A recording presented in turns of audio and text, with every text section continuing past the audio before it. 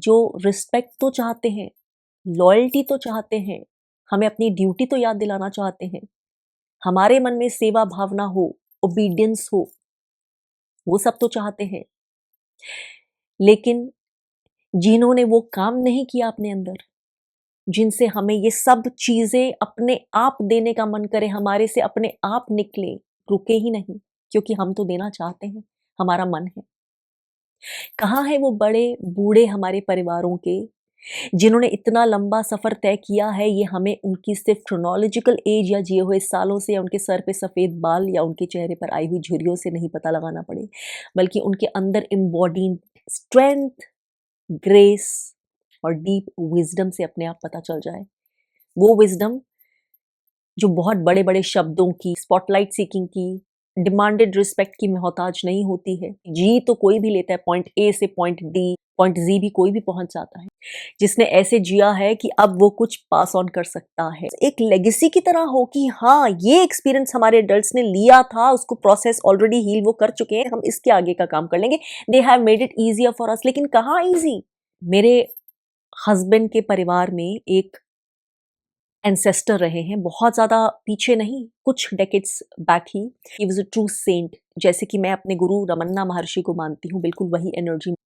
एक बार जब मैं और मेरे हस्बैंड उनके मंदिर में गए, गांव में धूप थी बाहर, अच्छा चुपचाप शांत मौसम था, कोई हवा नहीं थी। जैसे ही हम मंदिर में घुसे, सिर्फ हम दोनों थे, दरवाजा पीछे से बंद किया, जोर जोर से हवा चलने लगी, ऐसे लगा कि शटर्स, खिड़कियां जोर जोर से खड़क रही हैं, आवाजें हो रही हैं, जैसे कि बाहर बहुत तूफान आ गया हो। उस वक्त तो हमने वहां पर जो समय बिताना था बिता लिया, लेकिन जैसे ही बाहर निकले, मैंने अपने हस्बैंड से बोला कि अरे मुझे ऐसा फील हुआ था जैसे कि एकदम अंदर आते ही बहुत हवा चल गई थी। और उस वक्त मेरे हस्बैंड ने शेयर किया कि उन्हें भी ऐसा लगा था। इस बात को हो गए कुछ 7-8 साल, लेकिन मेरे लिए वो बहुत बड़ा एक सिंबॉलिक इवेंट था, क्योंकि उस इवेंट से वो भूरी वाले बाबा जी, जिनकी मैंने कुछ ही समय पहले इस इंसिडेंट से पिक्चर अपने घर के ऑल्टर में रखी, वो मेरे लिए उनका एक्सेप्टेंस शो करना था थ्रू एनर्जी। उन्होंने मुझे एम्ब्रेस किया था, स्वागत किया था।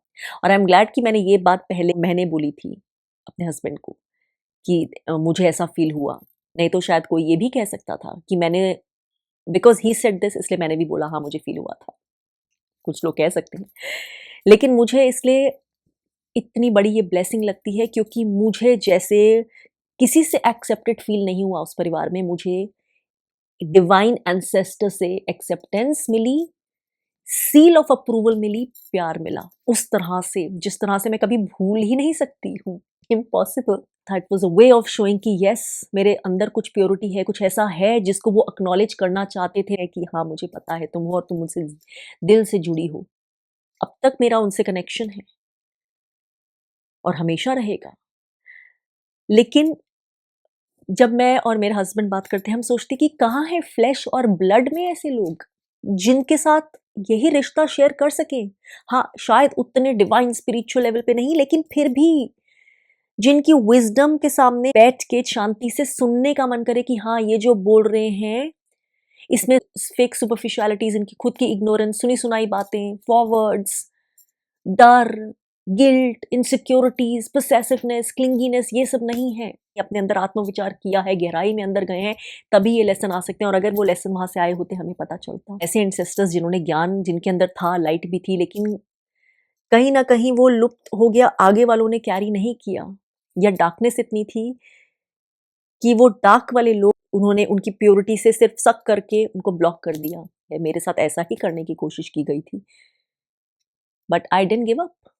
आई was too strong in my spiritual light. जो काम मैंने किया है, करती आई हूँ उसके थ्रू, और वही सोर्स है हर उस चीज का जो मेरे पास है और जो मैं पास ऑन करूंगी एटलीस्ट। एक पोस्ट पढ़ी थी मैंने कुछ 1 आध साल पहले, किसी इंडियन ने ही शेयर की थी, और मुझे वो अपने जिंदगी के खुद से जो मैंने ऑब्जर्वेशन की है उसके हिसाब से बिल्कुल सही लगी। एक एयरपोर्ट पे जब फ्लाइट ने ले ओवर किया तो उस फ्लाइट में बहुत सारे बुजुर्ग लोग भी थे, चाइनीज भी थे और इंडियंस भी थे। लेकिन एक डिफरेंस क्लियरली जो देखा ये कि इंडियंस जो बहुत सारे थे उस एज ग्रुप के, वो व्हील चेयर्स पे थे, या बहुत जो बोलते हैं पैसिव पोजीशन में थे और they had to be helped. लेकिन जो चाइनीज वाले जो बड़े लोग थे, बुजुर्ग लोग थे, खड़े होके कोई अपनी एक्सरसाइजेस कर रहे थे, कोई अपने पैरों को स्ट्रेच कर रहे थे, खुद से वॉक कर रहे थे। और इसी पॉइंट को और सपोर्ट करते हुए मैं साउथ कोरियंस की बात करूंगी, क्योंकि यहाँ पे यूएस में बहुत सारे हमने साउथ कोरियंस को देखा है, उनमें बहुत लुक डाउन अपॉन किया जाता है इन दैट एज ग्रुप कि कोई बहुत ज्यादा डिपेंडेंट हो यंगर जनरेशन पे, बहुत एक्टिव लाइफस्टाइल अपना रखते हैं। मतलब पैसिव या डिपेंडेंट नहीं होना चाहते, उसमें उनको उसको शेम की बात माना जाता है। और यही चीज मैंने जापानीज कल्चर में भी बहुत देखी है, जो भी अगेन एक एशियन कल्चर है। ऐसा भी नहीं कि मैं कोई बहुत अंग्रेजों की बात कर रही हूँ, ये सारी सोसाइटीज ही बहुत एक तरह से कलेक्टिविज्म वाली होती है, very very connected to the clan family. जो बहुत बूढ़े भी होते हैं वो बहुत ज्यादा हमारे इंडियन सेम एज ग्रुप के लोगों से बहुत ज्यादा एजाइल होते हैं, बहुत ज्यादा अच्छी मोबिलिटी होती है, बहुत ज्यादा और हेल्दी होते हैं, बहुत ज्यादा इंडिपेंडेंट होते हैं, सेल्फ डिपेंडेंट होते हैं। और इस चीज को वो प्राइड से लेते हैं। और हमारे कल्चर में क्या प्राइड लिया जाता है इस चीज को, मुझे लगता है कि जितना कोई इंसान बूढ़ा हो गया वो इस चीज पे प्राइड लेता है कि हाथ पैर भी उठाने नहीं देते, मुझे तो ये भी नहीं करने देते, अरे मुझे तो कोई काम ही नहीं करने देते। इस चीज को शो ऑफ का हिस्सा बनाया जाता है। इसका मतलब ये नहीं है कि जिसको जेन्युइनली नीड है उसको वो चीज डिनाई होगी या उसकी वो चीज का ध्यान नहीं रखा जाएगा। इसका मतलब सिर्फ ये है कि ये टेकन फॉर ग्रांटेड है कि हमें ऐसे एक्ट करना है, इस एज पे ये हमारी इंटाइटलमेंट है, इस एज पे ऐसे ही होता है जितना हमारी बैठे बैठे सेवा हो सके। ऐसा नहीं है कि है ठीक है मोबिलिटी नहीं करनी, लेकिन वैसे जिंदगी का आध्यात्मिक ज्ञान बहुत ज्यादा है। मैं व्हाट्सएप ज्ञान की, टीवी के सत्संग के ज्ञान की, पार्क में बैठ के ज्ञान की बात नहीं कर रही हूँ। हमारे अंदर ज्ञान वही होता है जो फर्स्ट हैंड आता है, सेकंड हैंड थर्ड हैंड नहीं। उनकी बातें हमसे ज्यादा इग्नोरेंट होती है, उनके एटीट्यूड्स, उनकी सोच हमसे ज्यादा क्लोज्ड होती है, ज्यादा रिजिडिटी होती है, ज्यादा प्रेजुडिस होता है, ज्यादा जजमेंटलिज्म होता है, ज्यादा विक्टिम प्लेइंग होता है, ज्यादा गिल्ट प्रोजेक्शन होता है, and on and on. Where is the wisdom? Where is the inner strength? We have got it backwards. ऐसा तो नहीं है कि इन बाकी जिनकी कल्चर्स की मैंने बात की, इसमें अडल्ट्स की, बुजुर्गों की, सीनियर्स की रिस्पेक्ट नहीं होती, ध्यान नहीं रखा जाता, लेकिन ये क्लियर होता है अपनी फिजिकल हेल्थ, मेंटल वेलबींग, अपनी ऑटोनॉमी का वो बहुत प्राइड से ध्यान रखते हैं।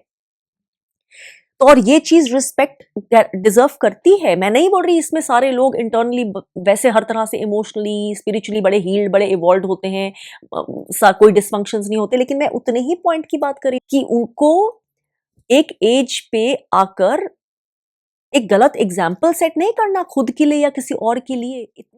कहाँ है वो बड़े बूढ़े हमारे परिवारों में, वो बुजुर्ग जिनकी छाया में, जिनकी एकमात्र प्रेजेंस में ही बहुत सारा सुकून मिल जाए, बहुत सारे बोझ परेशानियां बिना सोल्यूशन निकले भी हल्के लगने लग जाएं, जिनके शब्दों में ज्ञान, जिनकी बातों में गहराई और जिनकी चुप्पी में भी कुछ खास और खूबसूरत मायने होता है, जिनके पास इतनी गहराई होती है, इतनी ग्रेस होती है, इतनी विजडम होती है कि वो बरगद के पेड़ की तरह होते हैं, वो स्टेबल होते हैं, वो स्टर्डी होते हैं, उनके अंदर ट्रू रियल स्ट्रेंथ होती है जो जीकर ही आती है।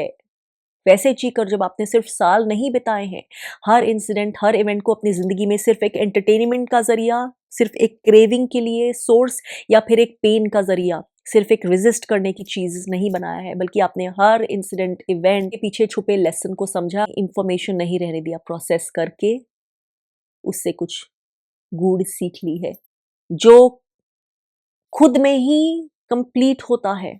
उसको किसी की जरूरत नहीं है डिपेंडेंस के लिए, वो बाकियों को भी तृप्त कर सकता है, वो खुद ही आकर्षण होता है, इसलिए अपने आप सब खींचे चले आते हैं। एक वीडियो में मैंने बात की थी कि क्या ब्लड सच में वाटर से थिकर होता है।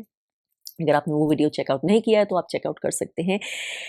लेकिन बात यह है कि ब्लड लाइन आगे कैसे चलती है? वैसे चलती है जो हमारी एंसेस्ट्री हमें देती है उसको आगे पास ऑन करने से।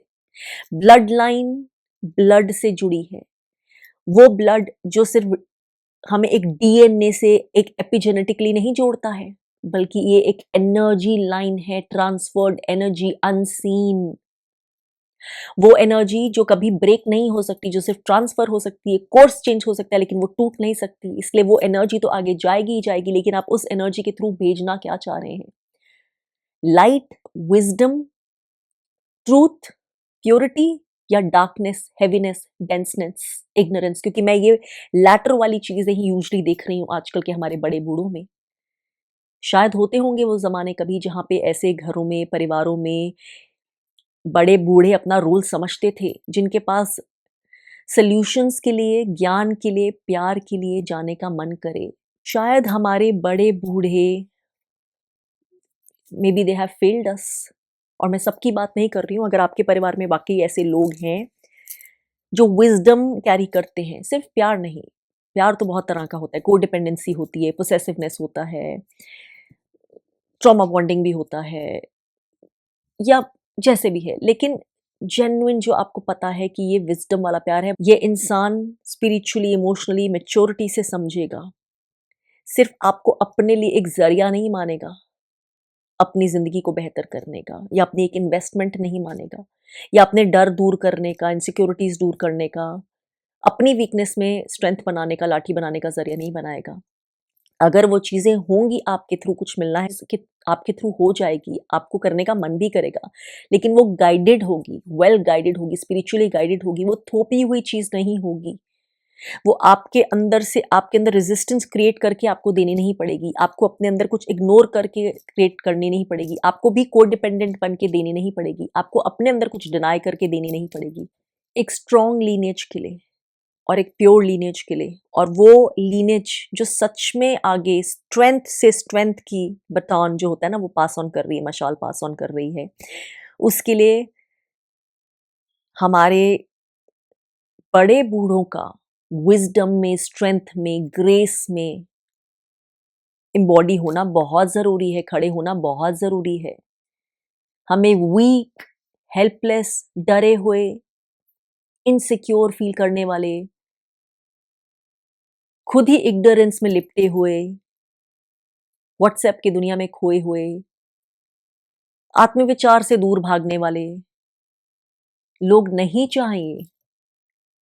हमें वो चाहिए जिसके बारे में हमारे कथाओं में, हमारी पुरानी कथाओं में, हमारी हेरिटेज में हमें बताया गया है। और ये लीनेज हर ओल्ड सिविलाइजेशन में होती है। ये वाली चीज़ें सिर्फ इंडियन नहीं, वो सब कहाँ हैं? Where did they lose it? Where did they lose the track? Where did they go off track? कहाँ पे चले गए वो बड़े बूढ़े? वैसे ही बड़े बूढ़े चाहिए, नहीं है। अगर होते तो क्यों नहीं मन करता उनके पास जाकर बैठने का, उनसे दिल लगाने का, उनकी प्रेजेंस सीख करने का, क्यों नहीं मन करता? और ऐसे ही थे एक विपश्यना टीचर जो गोयंका जी के फ्रेंड थे, उन्हीं की उम्र के थे, और उनसे हम मिलने तब गए थे, मैं और मेरे हस्बैंड, जब हम मुंबई में रहते थे। जय शाह जी उनका नाम था, अब वो नहीं है। उस वक्त भी वो 90 साल के थे करीब, लेकिन उनमें इतनी विज़डम थी।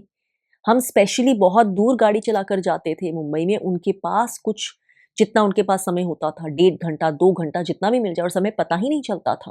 वो भी आइडेंटिफ़ाई कर लेते थे कि हम कहाँ पे हैं स्पिरिचुअली, और हमारे में वो चीज़ है, सच में रिसेप्टिविटी है, और वो स्पार्क है, और वो वाइब्रेशन है, और हमें भी पता होता था। तो कहाँ है? हमारे परिवारों में क्यों नहीं है? हमें क्यों बाहर जाके ढूँढने पड़ते हैं? क्योंकि हम तो तैयार हैं बात करने के लिए, समय देने के लिए, लेकिन हमारे बड़े बूढ़ों में वो चीज़ नहीं है, उन्होंने काम नहीं किया, और उसके बाद फिर दोष भी हम पे लगाते हैं। So if you are part of a generation जिसको ये चीज़ चाहिए, शायद डिसअपॉइंटेड फील हुआ है, लेट डाउन फील हुआ है अपने घर के बड़े लोगों से, बड़े जो आपसे बड़े एज में रिलेटिव्स हैं, या जो भी है, किसी से कुछ वो समझ, वो मायने सच में मिला नहीं, और वो आपको मोमेंट्स ऑफ ट्रूथ में पता चलता है। जब सब कुछ अच्छा लग रहा होता है तब नहीं पता चलता, जब ऐसा समय आता है, या जब आप किसी चीज़ को क्वेश्चन करते हैं, या जब कुछ टॉक्सिक परिवार से डील करना पड़ता है, या जब कुछ गॉड रिवील करता है चीज़ें, या जब कॉन्फ्लिक्ट का समय होता है, तब पता चलता है कि कौन कितना पानी में। तो शायद आपको ऐसे समय में बहुत कुछ पता चला है, तो आपको बहुत लेट डाउन हुआ है। तो आपके लिए सीख यही है कि आप वैसे बड़े बूढ़े बनिएगा।